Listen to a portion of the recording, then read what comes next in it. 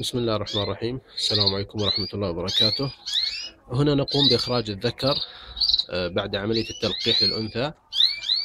طبعا الهدف من العملية والطريقة هذه هو المحافظة على البيض من الكسر والخراب.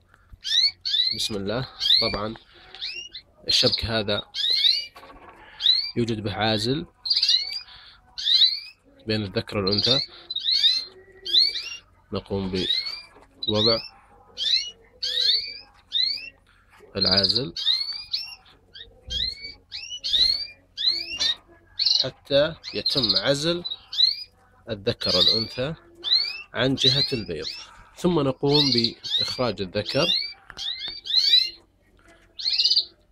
نتوقف قليلا لنمسك بالذكر.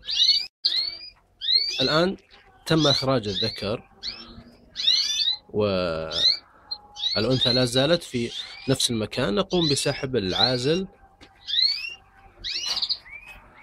حتى يتسنى للأنثى أن تقوم بالحضن للبيض، والذكر نقوم بإدخاله في قفص جاهز له لكي يقوم بالتغريد من أجل هذه الأنثى الأخرى لكي يقوم بتجهيزها.